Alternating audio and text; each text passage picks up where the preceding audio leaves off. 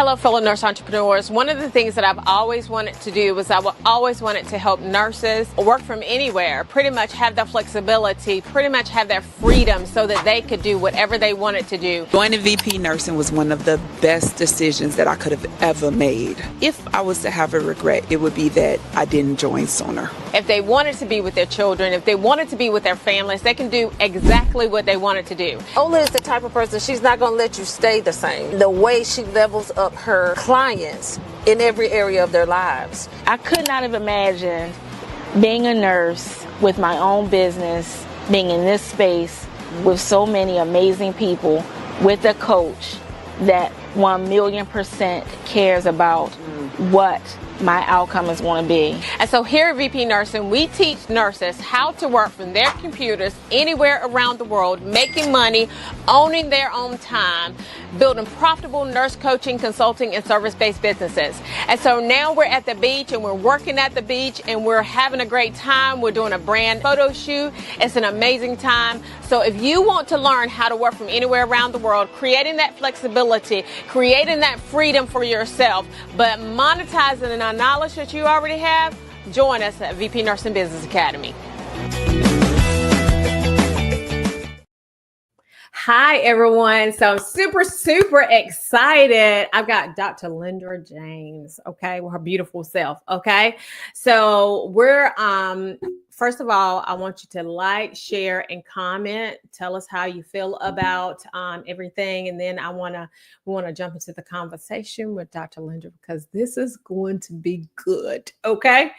Good, okay? As you know, you got to put the T on the end, right? So now, Dr. Lendra, if you could just really just explain yourself, like tell us who you are in your own words.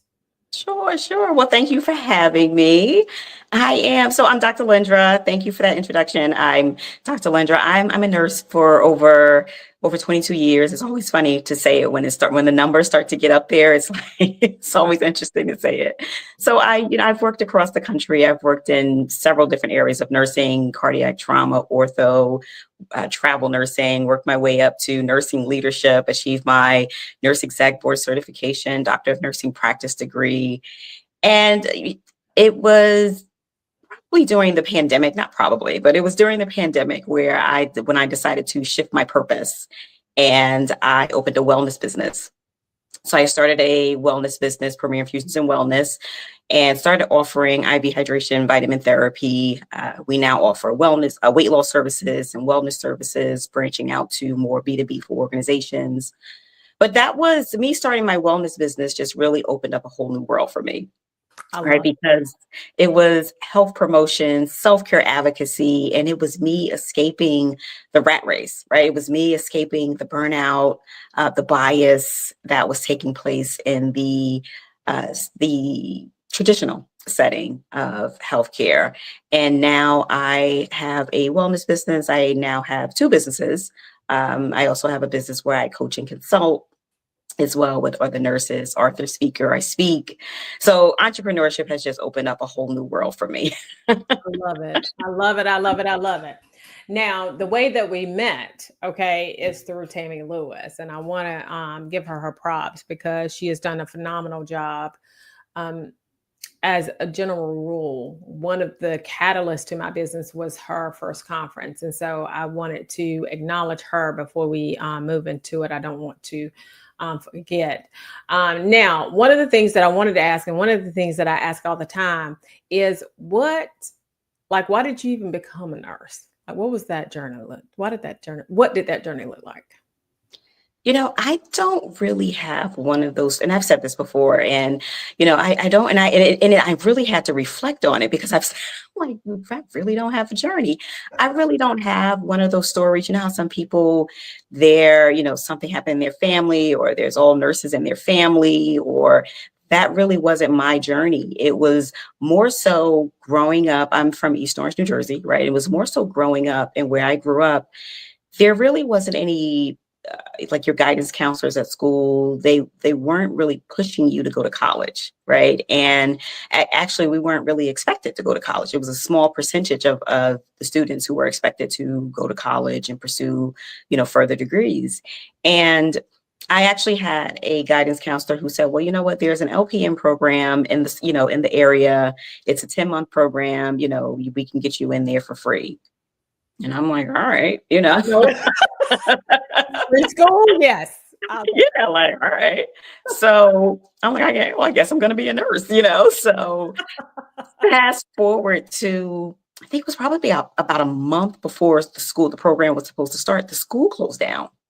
So we all got automatically deferred to, like everyone who was supposed to go into that program got automatically deferred to the associate degree, the county college program. And I attended the county college, I actually didn't graduate from that county college. You're young, you don't know, you're young, you don't really know what you want to do. But I'm like, I'm going to school for nursing. And I stuck with it, ended up graduating from a different county college, which was fine, still got my associate's degree.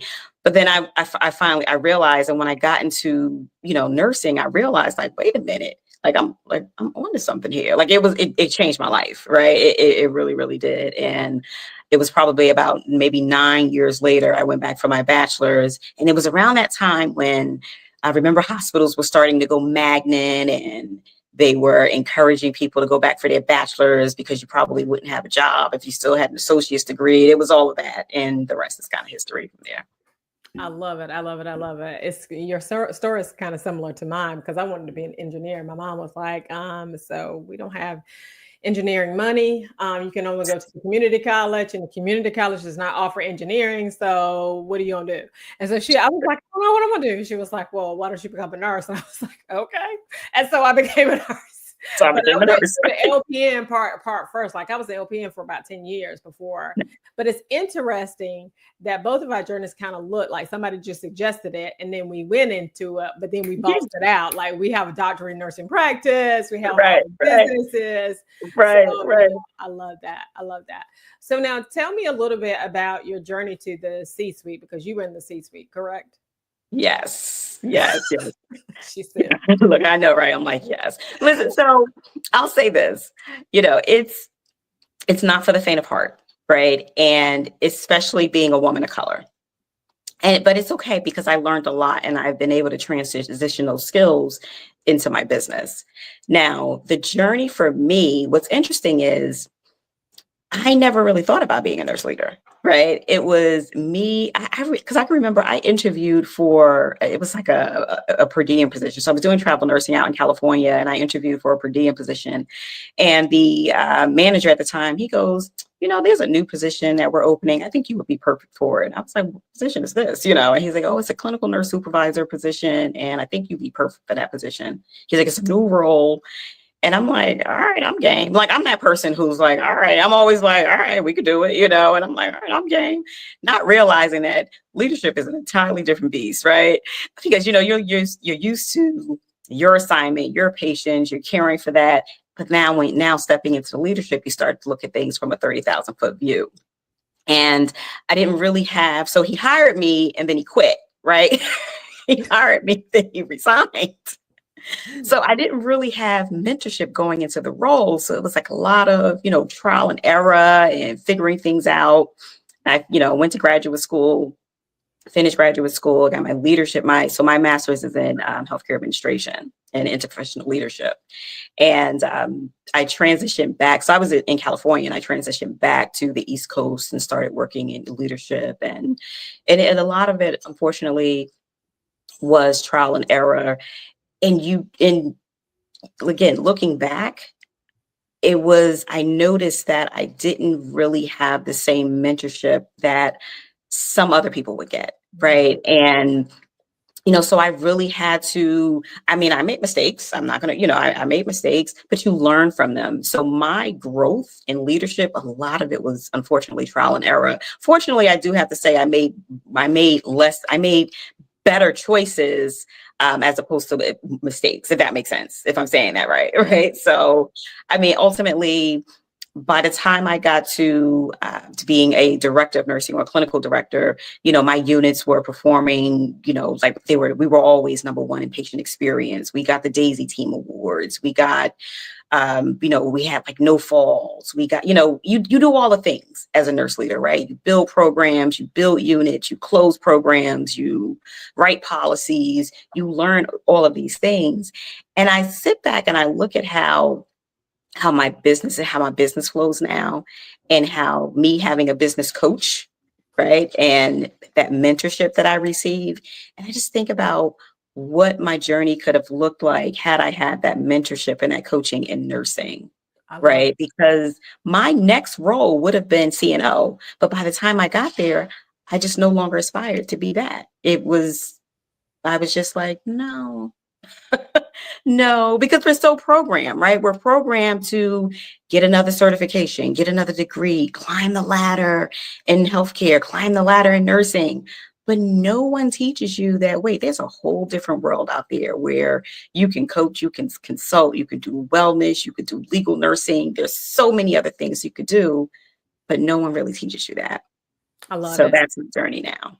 And you know, one of the things that I do know is that you're absolutely correct, because one of the things that I've seen, and me and one of my friends talk about it all the time, is the fact that because you're good clinically, they advance you into leadership roles, when the leadership skill is a very different beast than Yeah. you working clinically. Like you can work clinically, like I can work, and I tell people this all the time, because you know, now I don't, you know, it's not that, you know, I've grown and matured. Okay. But listen, when I was at the bedside, I was hardcore, right? And like, if I didn't like you, I just didn't like you, right? And I don't have to, like, we don't have to miss words. We just got to be there for the patient. You know, you hand me that syringe, and then when we get out of this room, we don't have to talk to each other anymore. I'm good, right? But, you know, now it's a little bit better. But, you know, that leadership roles, you know, and John Maxwell, which was one of the first books that I read whenever I tried to get into leadership, and it's 21 Irrefutable Laws of Leadership. And one of the things that he talked about is the law of the lid. And that's the second law. The law of the lid says that you can't go any higher than what your leader is, right? So if your leader of your organization is a 6, you can only go to a 5, right? Because they're the ones that setting the tone for the organization. And until I understood that, and that people don't care how much you know until they know how much you care. Like we thought that we could just get degree after degree after degree after degree and everything would be great, right? And just because we were smart, and that because we had all these degrees that we were good. No, leadership is very different. And so I listen, I'm there with you on that. So now tell me a little bit, because this is what now I want everybody to listen to what we about to say, okay? Because this piece right here was I was like, what did you say? So anyway, so just listen, because this is gonna be good. All right. So now tell me what happened. Y'all had a fine, okay, on the hospital. Well, And then what happened? So someone came in. So tell me that story. she's like, tell me that story. But you know, I want to unpack a little bit about what you said as far as the leadership and not being able to go above that, and leadership, and like you said, how, you know, if you don't like someone, leadership is very cliquey, and if you don't fit in, right, like you will know, like they have no problem letting you know, and it won't matter how, like you said, how clinically good you are, because you could be great clinically doesn't make you a great leader, and vice versa, right? And when you can blend the two and you become that powerhouse, and then you have the degrees, you're a triple threat, right? Right. And not everyone can handle that.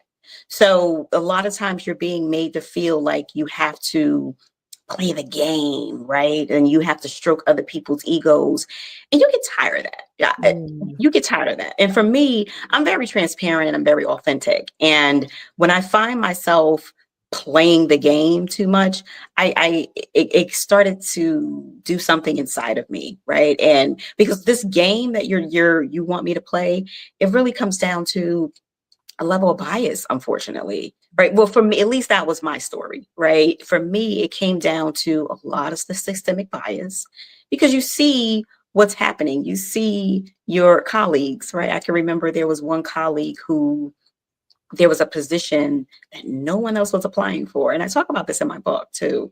No one else was applying for this position, but yeah, and she had a doctorate degree. Like you said, the degrees a lot of times only gives us a seat at the table. You're still a lot of times looked at like you don't belong at that table, which is why you need to create your own table. Right. And she had this, there was no one else, but they made her go through hoops to get this role, which was absolutely ridiculous. And she finally got the role, but it took like 4 or 5 months when nobody else was applying. So when you go through things like that, and then when you go through what I'm about to share with you, you get to a point where you're just like, wait a minute, what am I doing here? Right. So the final straw for me was Listen, everybody. Wait a minute. We got to give it to them. Okay. Listen. Everybody listen. All right. Because this is good. All right. Go ahead. So the final straw for me was there was a fine at one of the hospitals. Now, mind you, just to give some, there was, like I said, the incident that I just shared with the nurse who was highly qualified for the position, but she had, you see all of these things. I can remember there was a nurse educator who, and I talk about this in my book, Confessions of a Nurse Executive. And this is why the subtitle is The Conscious and Unconscious Bias in Healthcare, because there's so many unconscious things that we're not aware of. But this one was very conscious, right? She made a conscious decision to say this, say what she said. Now we're in a room full of leaders. We were having a quality meeting at the organization where I was working for, and it was during COVID, and there was CMS was still finding you, right? Looking at the CLABSIs and the CORDIs and all of that, right? Those central line, associated bloodstream infections. And so we had a huge fine. It was something like a 7-figure fine. And the liaison was from one of the southern states. And, now I'm in one of the northern states, right? So, and the leadership team was about, I want to say about 35 to 40% Black or something like that. And there was a meeting that was taking place, and it was a quality meeting. And it's bad when corporate has to come to, speak to the leadership team. So the CNO at the time, she was, she was talking about the fine. And I guess the liaison took issue with the way she was explaining it. And she was basically telling us, like, listen, guys, we got this fine. It's a 7-figure fine. And I guess the liaison was like, listen, and this is her words, if y'all know that's something, if y'all don't do something about this 7-figure fine, you're going to be on a plantation picking cotton. And everybody was like, did she just say what? Does she know where she is? Like, you are not in the South. Not even that. I think you can get away with that in the South these days, And it's just like, is she bold? Like, people are bold. Like where do you get? Did she just say that? So, so she must have clearly she realized what she said, and the CNO had reported it to the CEO. And she called everyone who was in the meeting that day and later that day, and she apologized. And let me tell you about her apology. Her apology made it worse. Tell me, I want to hear. Her apology was, well, I'm from, I grew up in the South, and I grew up on a farm, and that's how we talk, so I truly apologize. You grew up in the South on a farm, picking cotton, probably, right? You probably had, so that's your apology. And, so I apologize if I offended you. I didn't mean any harm. Okay. I don't know how else are people supposed to take that. First of all, Mhm. She's not picking no cotton. Okay, Right. let's get that out there. Okay, now let's just get that out there. You may, and she may not even own the farm, but at the end of the day, okay, she was a person of another color, and she is Yeah. coming here. Lord Yes. have mercy. I would. Mhm. So that to me was really just, I was just like, you know what? I have two choices. I could stick around in a system that, and being passionate for a career that isn't passionate about me, right? Loving a career that's not loving me back, Right. right? Or I could step away, figure out my own journey, and walk away with my dignity. And I chose me. And that was one of the best decisions I could have ever made, because not when I and then when I look now and when I see people like, oh, I can't do this because I gotta work. Or when I look and see these nurse leaders just like um working like 60 and 70 hours a week. I mean, that was me. Mhm. That was me bringing my work phone home and, answering calls at 2 in the morning and that was me. So but when I look back, I'm like, what was I doing? What kind of quality of life was that? None. And now, when I see what I do now, it's like I have my own, like I said, I have two businesses. I wrote my book. That was cathartic for me. I'm writing the book with Tammy Lewis, right? I host events, right? We have an event coming up. The Health and Wealth Expo is coming up on May 15th and 16th, where and the event actually addresses the systemic bias, right, in healthcare, that missing mentorship, that lack of leadership support. That's what we're really addressing by helping you to go on your entrepreneurial journey, right? Nurse business development, what that looks like. Real estate investments. We're going to be talking about that. We have a whole diversity panel. We got a pitch competition, Mm, right? I So love that, that. because I don't know if so many of us, we're afraid to utilize our own skills and monetize them. And when I say afraid, it's because I've been asked, more than once, like, how do you do these things? Or why do you do, isn't there fear behind it? But let me tell you something, I trust in the Lord. And Mhm. he has guided me and he has placed a vision in me to do these things. And you have to trust your vision. You Mhm. have to know that if there's a vision that's placed inside of you, you're going to have everything that you need for it to come to fruition. But you have to trust that and you have to bet on you. And that's what I did. So me leaving that position, like I said, I had two choices. And that's what I say now when I talk to people, when I consult, and you have two choices, because you do. You can bet on you, or you can continue allowing a system to tell you when you can take vacation with your family, right? When you can take a holiday with your family, when you have to come to work, when you don't come to work, or when you can be a part of the clique and when you can't, when you can get promoted, right? Or like, listen, you can keep taking the 3.5%, whatever annual raise that you have, or you can schedule your paydays. I say that all the time. Like 3%. I was like, that's not all we get. Like every year, this is all we get. And Right. then I personally, and you were in the C-suite, but I personally never hit even six figures. And my first year in business, I hit six figures. There Like you, it there was you go. just like we have to be very intentional. What I do know is that people are very scared, like you say, but Mhm. there's two hards. You can either choose the hard where you don't control, or you can Mhm. choose the hard where you do control, right? Mhm. That And part. if Yeah. you don't work 60 to 70 hours a week, then I'm going to build something of my own. Of my I'm own. right. I'm not going to build something for someone else. And really, and not that, healthcare is healthcare, but healthcare is very reactive. I mean, at the end of Mhm. the day, and we have to be very intentional about being proactive. And I think that is one of the best things about nurse entrepreneurship is that we're more proactive than we are reactive, so Yeah. that we can really, really change the game before the patient even gets to the hospital. Because I remember an executive telling me that he didn't want to keep patients out of the hospital. I knew as soon as he said that. And for me, like I always knew that, right? Because we had what was the bird flu? One of them, flus that we had, and we were Mhm. getting hammered. All right. Mm.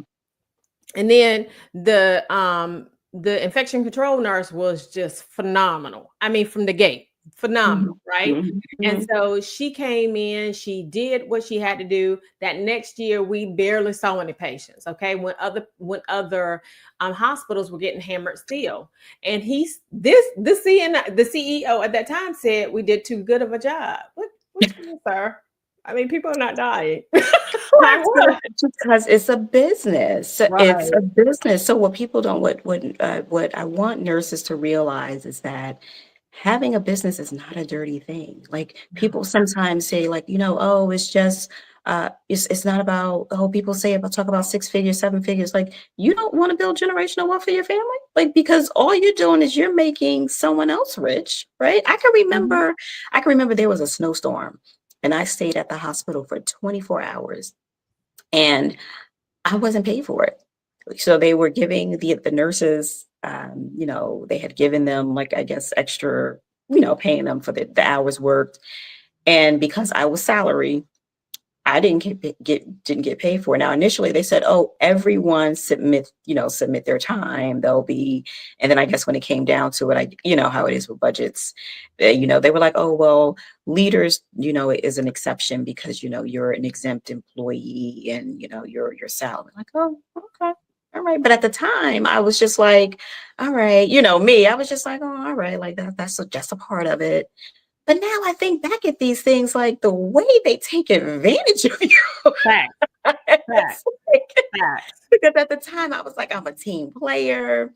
I understand what it takes and what's needed.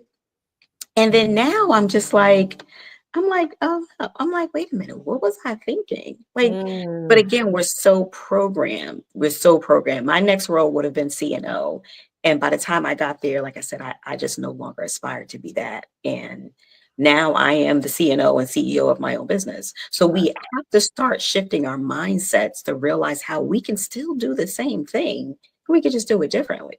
Because for me, I felt like I was losing my passion for nursing, right? When I said, like, I was loving a career that didn't love me back, but then starting my wellness business and seeing how I'm changing people's lives, like my clients, they call me and they tell me all the time, like, oh my gosh, Dr. Lendra, thank you so much. You changed my life, especially with the weight loss. And they, the fact that I can do that, but to your point, you have people telling you, oh, we fixed them too well. Like, no, that's what we want to do. Like, that's why we got into nursing. That's why we got into healthcare, because we want to fix them.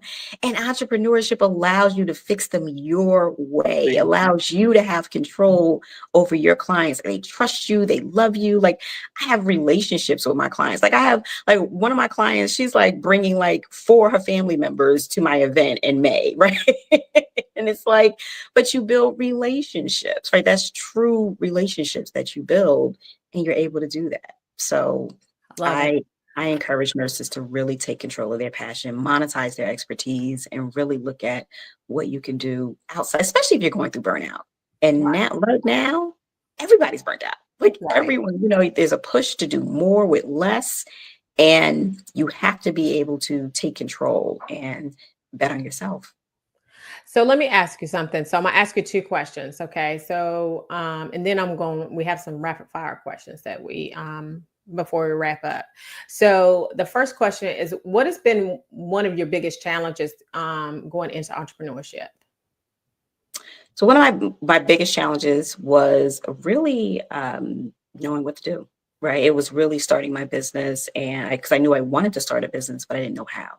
Right, Got and it was because we're not taught that in healthcare. Right, we're taught clinical, we're taught everything we should be taught. It's nothing, not that we're taught anything wrong, but no one really teaches us the business side of healthcare. No one really teaches us about the finance and things like that. So it was getting a coach and getting a mentor, a business coach, that really helped me I with love it. overcoming that. So now tell me what has been one of the biggest what's one of the best things that has happened since you started your business?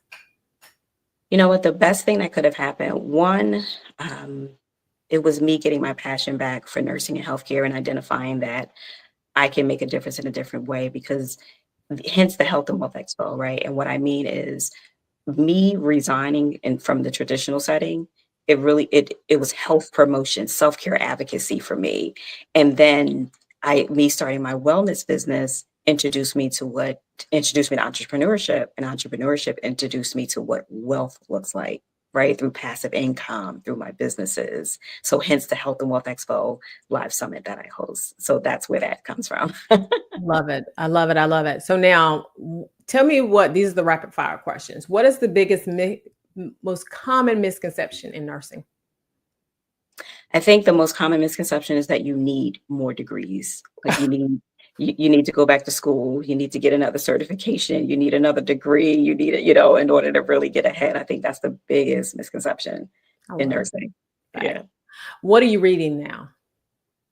So right now I'm reading, what is the name of the book? It's a book on autism. I got a book from Dr. Lois Green. She is the VP at University Hospital, and she has a book about autism. And it talks about how, autism at one point wasn't really diagnosed right properly.